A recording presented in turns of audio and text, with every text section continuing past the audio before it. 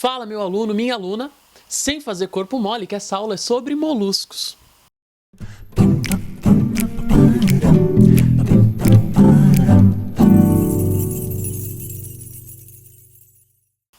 É isso aí.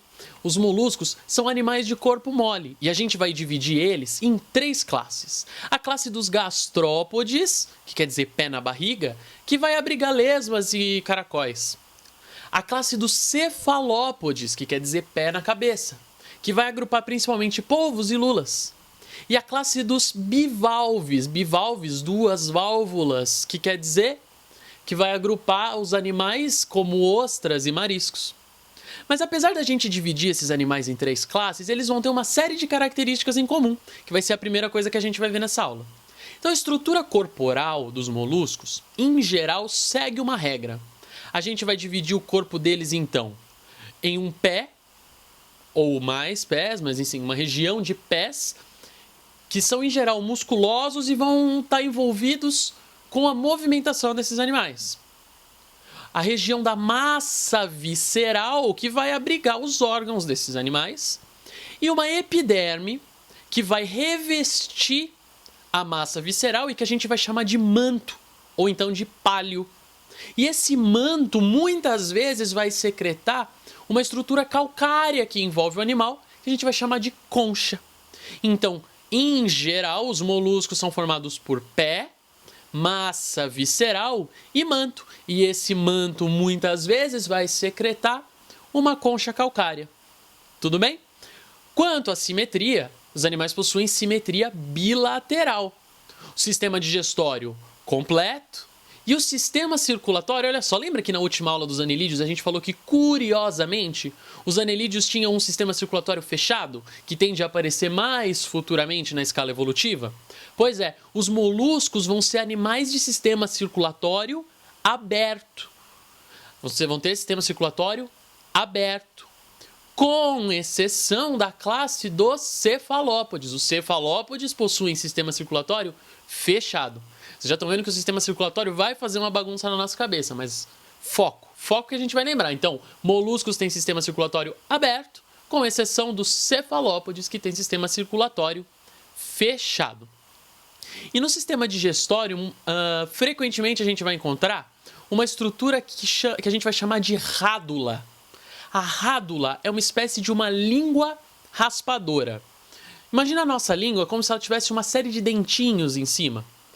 Esses dentinhos, o animal vai lambendo o alimento e isso vai ralando o alimento, por isso que a estrutura tem esse nome, por isso que a gente chama ela de rádula. Só que uma classe específica não vai ter essa rádula, que é a classe dos bivalves, que é aqueles que possuem 2 conchinhas, porque eles vão atuar como animais filtradores. Tudo bem? Então vamos relembrar.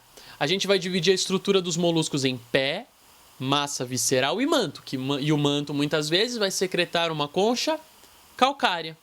A simetria deles é bilateral, o sistema digestório é completo, com exceção dos bivalves, que vão ser filtradores, e vai ter uma rádula, uma língua raspadora, também com exceção dos bivalves, que vão atuar como filtradores. O sistema circulatório é aberto, com exceção dos cefalópodes, que possuem um sistema circulatório fechado, tá certo? Nos gastrópodes, a gente também vai ter uma característica específica, que vai ser quanto ao sistema respiratório. O sistema respiratório de grande parte dos moluscos é do tipo branquial. Então eles têm brânquias, e brânquias são estruturas especializadas para respirar debaixo d'água. Então você pode ver ostras, mariscos, polvos, lulas, são todos animais aquáticos, marinhos ou de água doce. E para respirar embaixo d'água, então, eles vão ter essa respiração do tipo branquial.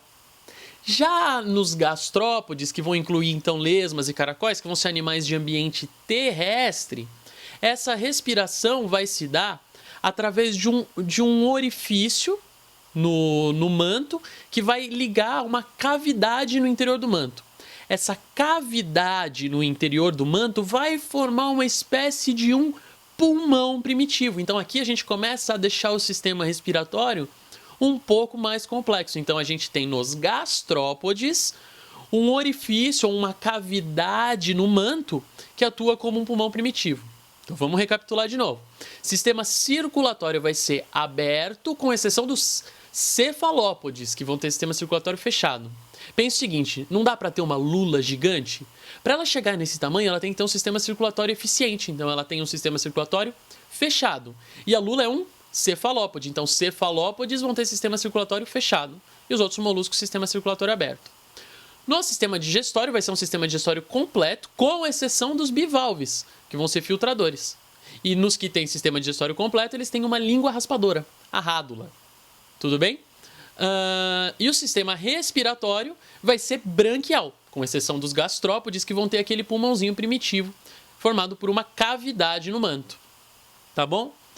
O sistema nervoso desses animais vai também começar a se tornar mais complexo. Então a gente tem cordões nervosos que vão se ligar a um gânglio maior, que é o que a gente vai chamar de um gânglio cerebroide. Ele começa a formar uma estrutura que já vai se aproximando do que a gente pode chamar de cérebro. Então é um gânglio cerebroide. E as estruturas sensoriais desses animais vão ser muito complexas, ou mais complexas quando a gente compara com os filos anteriores, né? Como se você for comparar com os filos posteriores, são estruturas até que simples, mas a gente tem estruturas sensoriais bem desenvolvidas, então eles vão conseguir perceber melhor o ambiente, ligando tudo isso ao gânglio cerebroide, que vai processar essas informações. Então a gente tem um sistema nervoso que já está permitindo que esses animais se situem melhor no ambiente e tenham um sucesso mais considerável nesse ambiente, tá certo? É importante a gente ter em mente que os moluscos eles têm uma grande importância comercial, tanto usados como alimentação, como no caso dos bivalves, a gente tem a formação de pérolas. Como é que acontece isso, né? Um corpo estranho vai entrar nesse animal, que é um filtrador, por exemplo, um grãozinho de areia, e vai se alojar entre o manto e a massa visceral. E ali o manto começa a secretar substâncias que vão envolvendo esse corpo estranho para proteger o animal. E conforme essa substância ou esse corpo estranho vai sendo envolvido, ele vai formando o que a gente chama de pérola. Tá bom? Então eles têm importância comercial muito grande, tanto para alimentação, por exemplo, as conchas muitas vezes são usadas para diversas finalidades, e a produção da pérola.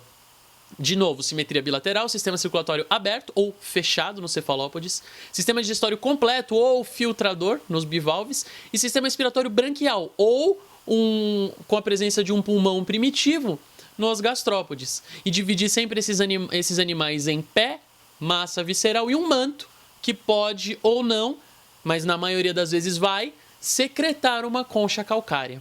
Tá bom? Gente, a aula é essa.